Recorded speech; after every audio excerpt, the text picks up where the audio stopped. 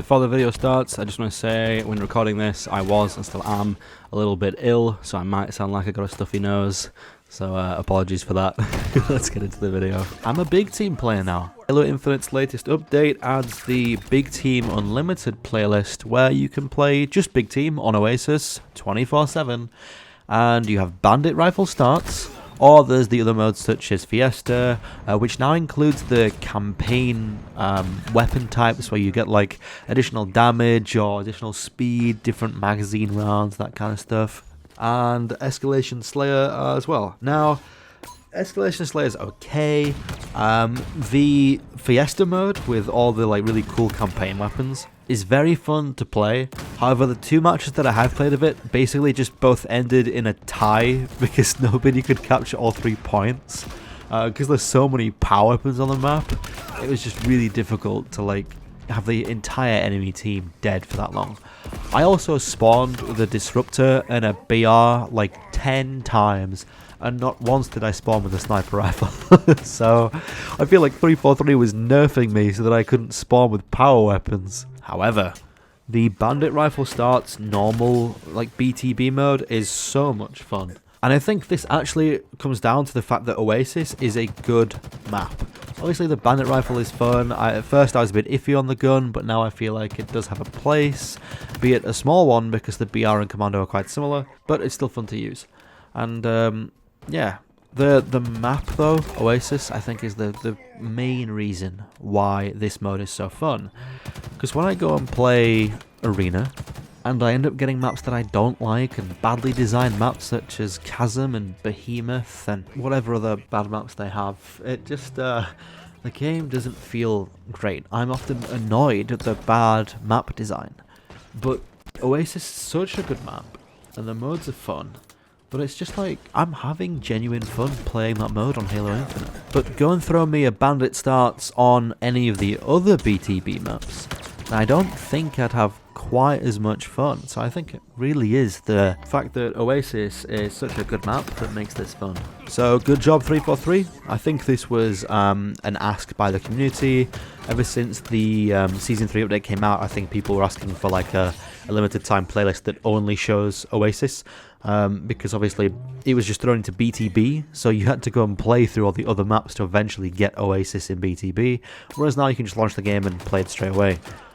Which is always a good choice. I think every single update and every single time they add a map for or a mode for a mid-season update, for 1 week there should just be a mode where you replay that map or game type over and over and over again. It's always a good idea. Reminds me of like Call of Duty's Nuketown 24/7, but you just do it as like a limited time thing. But as usual with 343, unfortunately, it is 3 steps forward and 43 steps backwards. Other people have mentioned this, but I'm going to throw it into the video anyway. The item shop this week is absolutely abysmal. They are charging $14 for 1 skin, essentially. And this is because they're giving away 14 skins.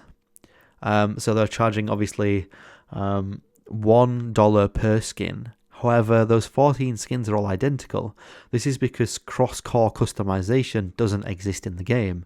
So they've got to give you the skin for every single core and like every single gun and things. So that's their way of getting around it, is like, we're just going to give you the skin for every single thing that you have. But we're going to charge you for every single variation that we provide you with. No, that's not how it works. This should be like 1 skin that attaches to all cores and all guns, and it should be like, I don't know, $8 or something. It also looks incredibly like one of the skins from the Battle Pass that you basically earn for free. So a few people have mentioned that too. It seems like 343 just aren't innovative with their skins. Now don't get me wrong, there's a couple that are really cool, especially the weapon skins are really getting quite advanced. With like the patterns they're using and stuff and the variation of colour, but it just seems like 343 loves like camouflage skins for characters. There's so many green and olive and brown and grey camouflage style skins in Infinite. Why is there no like purple or orange or red or, I don't know, yellow, whatever skins that make my character look like he's a F1 race car driver or some like cool stripy or hexagon shape, or I don't know. Everything's camouflage. Like, come up with some cool ideas. I'm actually going to use my own game as a reference here. Now, I don't want to like big myself up, but here on the screen now is some character skins that I made for my game called Cross Planet. We have cool ideas. There's variation of colours, or there's patterns. So you can have like a watercolour effect, or a bloodshot eye effect, or maybe you want like an abstract art piece, or maybe you want a marble effect, or something like that. Like, these are all cool ideas for characters that 343 should be doing. Yes, they're a bit more on the wacky side, and some people have issue with like, Halo's supposed to be military, rustic armour, and none of this like Power Ranger style stuff, but if you don't like it, then don't buy it. Like, shut up. So I think they should do more of the cool and wacky shit for skins, for the people who want it. And for those who don't, stick to your rustic and camouflage skins and just be quiet. Anyway, that's today's video. A good thing and a bad thing. Yeah. Alright, I'll see you in the next one.